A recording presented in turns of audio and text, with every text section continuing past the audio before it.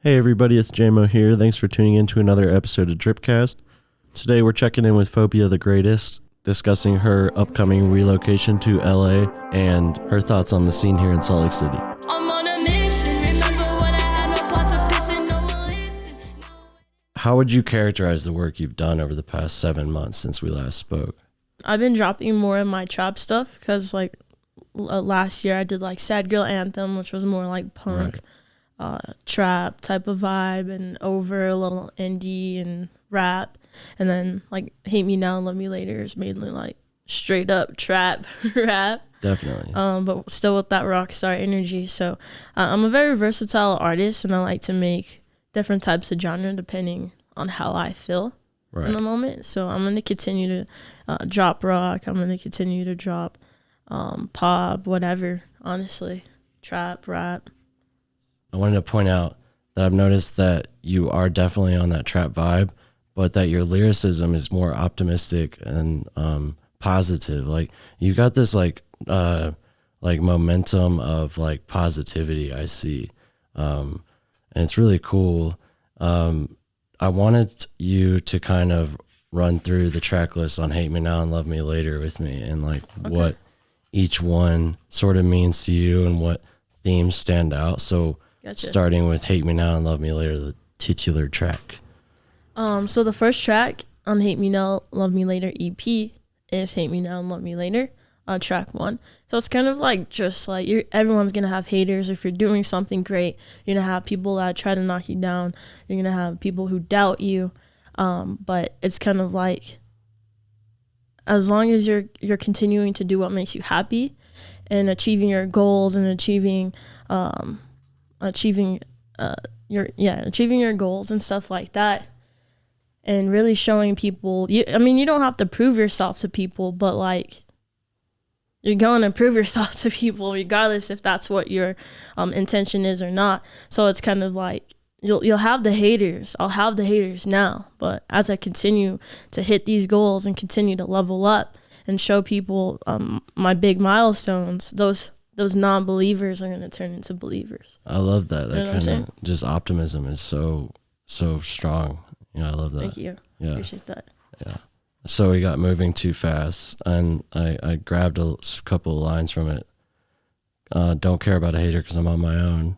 A lot of this imagery and themes are really based around haters, and I wanted to kind of ask if that encourages you, the hate or the shade, and if where does your attitude of kind of pushing that back originate? Well, that's a good question. Yeah, so Moving Too Fast, don't care about a hater because I'm on my own. Because at the end of the day, when you come into this world, you're born by yourself. When you die, you're gonna die by yourself, And when you go to sleep at night, it may even just be yourself, And sometimes you gotta do what's best for you, regardless if people agree with that or not. Yep. Because it's not about pleasing other people around you. It's about pleasing yourself. Making sure that you have a happy life. So, with the whole hate thing, I just feel in Salt Lake, I'm not really put on, or people try to count me out. But For what? Why would you say that? I don't know. I just feel I am a female artist. Sure. When you look at these lineups, there's not that much female artists. Well, now it's starting to change. Yeah. A lot of female artists are starting to be put on the shows, but I feel since I'm a female, people want to try to count me out. Yeah. You know what I'm saying? I feel so I have to fight extra hard for my spot and my position. I have to fight harder than the males that are in the scene right now. Yeah, which is gonna, pay off, I think, in the long run, because you're putting on so much, and it's just kind of gonna gain traction more and more, and it has over the past 7 months. I've noticed just a quality increase exponential. It's awesome to see what you've been putting in work doing and the payoff. Just want to shout out a little compliment there. Thanks, man. I appreciate that. Yeah. So we got Moving Too Fast and then On a Mission. Describe this mission for me, if you would.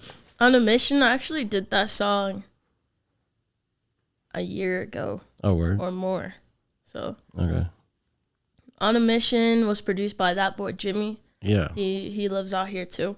He just pulled up to the studio. A little story behind the the song. He just pulled it to the studio, and he was playing beats. I'm like, yo, this is a beat. We loaded it up, and that's just what kind of like happened and came out.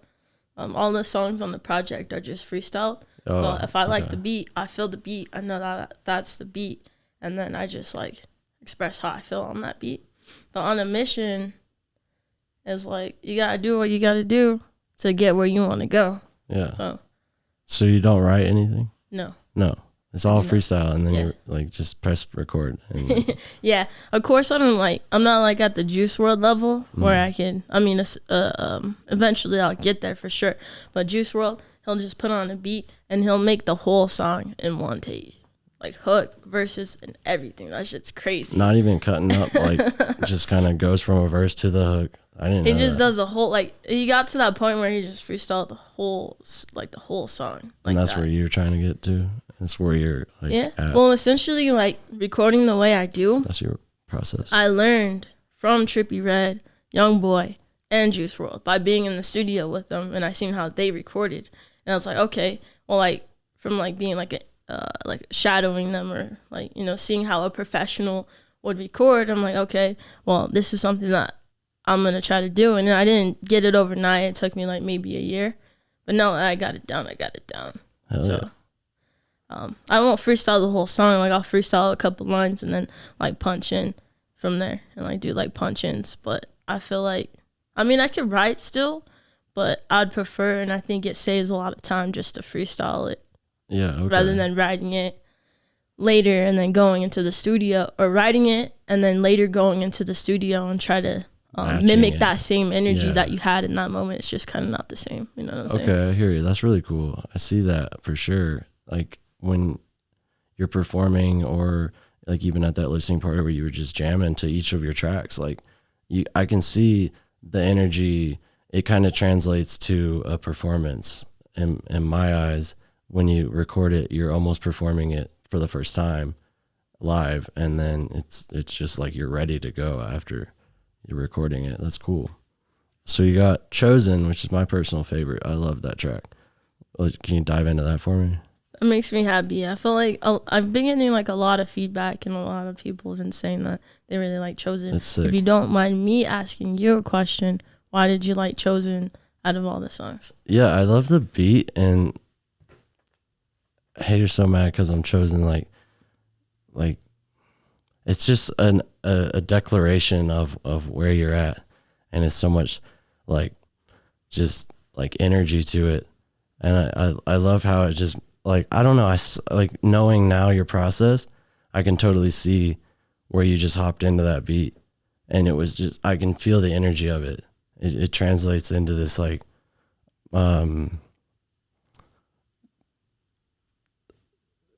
chosen, like you know it yourself, and you're on your way. It's so much confidence, all of it. Yeah, And I it's appreciate infectious. that. I appreciate You that. know. Yeah, so Chosen was actually, I did that one more recent. Like I did that song this year, as well as Hate Me Now, Love Me Later, and I'm Moving Too Fast. I did on New Year's Day or New Year's Eve, around there. So those 3 songs were like of this year, and then On a Mission was like a year ago, like I think last summer, the beginning of last summer. But with Chosen, yeah, it was one of my most recent songs I did this year, and I don't know, I can't really explain. Like I don't go into the studio and like, this is what I'm gonna make today. It kind of just happens, and I trust my process now. Like Yeah. before, I didn't really, like sometimes I started to doubt myself with my process. I'm like, I don't know if this song is going in the direction that I want it to, or I don't know how it's coming out. And then I just tell myself, like, trust the process. However it comes out is however it's how it's supposed to come out. That's what's needed. And so I just go in there and I just make whatever, and whatever comes out is how it was supposed to come out. What sort of drives you generally as an artist? What could you classify the motivation behind the music you make? Or, Blue bands, paper, yes, sir. money. Hell yeah. Respect. I mean, that's Simply what most put. of my music is about. Yeah. Is money, getting a bag, and just getting in your bag, to put yourself and others in a comfortable position. So Simple enough. and of course, like, I mean, it's my art. It's what I enjoy doing. Most importantly, I grew up knowing that music was like my thing that I was gonna do with my life, and I know that till today, and I'll know this for the rest of my life. It's a lifetime dedication. You mentioned sort of being underappreciated or just like kind of left out of the conversation as a female artist. I think I've noticed through doing these interviews in this podcast that just generally on the scene of hip hop in Salt Lake and Utah, that like everyone just kind of seems like left out of the conversation if you like go beyond the state. Why do you think that is? And do you think there's... Because people need to work together as a team. That's a great Not answer. just like individual or like have their egos. Like, oh, I'm better than this person or I'm better than that person. And that's why I feel like Salt Lake fucks up. And that like people get jealous, egos get too big. Like no one is like understanding that this could be Florida. Like the next Florida. Like if you look at Florida, like Little Pump, Smoke Perp, Phobia, X, Kodak Black, it goes on, the list goes on. I can't, like, there's so many more people, but they are coming together as a collective and doing it as a collective because they know once one artist pops, another artist is going to pop, and that's how it happened because they did it as a team, as a unison. It's like, okay, if I'm eating, you're eating, we're all eating, everyone's at the table eating. But I feel like in Salt Lake, it's just different. Like people have like too big of an ego. They don't want to work together, stuff like that. That's why I feel like Salt Lake's fucking up. That's in my opinion. How do you? My opinion. Yeah, no, that's a great answer. I can definitely see that the competition and the cutthroat attitude is holding us back. Yeah, most definitely. I feel like if we all work together, then we could definitely, Salt Lake could definitely like go up together. No, you know what I'm saying? For sure. Because if like all fan bases came together, you know, you do the numbers, you know how many people big. that is. That's it's a big dormant, audience. in my opinion. You know, someone's over there doing something. Someone's over there doing something, they have a buzz in their neighborhood, in their area, and then they bring it all together as one. That's going to be a lot of people at that show, for instance. So we got that Hive Music Festival coming up. Do you think that's going to be big for Salt Lake? I noticed the tickets are so way too expensive. Super expensive. Yeah, like it's cool. Congrats to Kevin and the SNS team. Like that's dope. That's sick. But I do agree with you on the tickets. Tickets are kind of pricey. Like most like Lyrical Lemonade festivals, like half that price. For sure. And Firefly Festival is half that price. So do you think that's a symptom of why we're like, that kind of greed and it's kind of a and then coming through to the promotions and events too? Yeah, I don't think anybody local is like really opening up. From what I heard from people who supposedly allegedly are going to open up, they had to sell like a crazy amount. Vinny had to let me know. A crazy amount of tickets just to get on. It wasn't just like, hey, you're from my city, I see you're doing something, I'm doing my own thing, you're doing your own thing. I actually throw shows. I see potential in you. Let me give you this opportunity. If you do you know what I'm saying? If you do well, I'll put you on the next one. And like basically like putting people on. If that person's already eating, then you know you can easily help them out and give them a helping hand out. But I don't know. They're just seeing dollar signs. It seems like. Yeah, most definitely. I mean, I get it. Everyone has to eat at the end of the day. Everyone has to pay their bills and feed their family. But if you want the whole city to grow as a unison, like we got to work together. Yeah. No, that's a really great perspective. I actually feel like I'm more accepted in LA than here. I was going to ask, how does the scene differ from LA? I feel like I'm seen as what I am, and I feel like I'm accepted in LA 100% more than here. I feel like that's gonna change. Like once everyone sees me doing my shit in LA, so I'm moving back like very soon. Yeah, I was gonna ask about that. If you had plans to return to LA, most definitely. There's a lot of opportunities. As you may know, we had to reschedule because I had an opportunity out there, and I consistently have opportunities out there.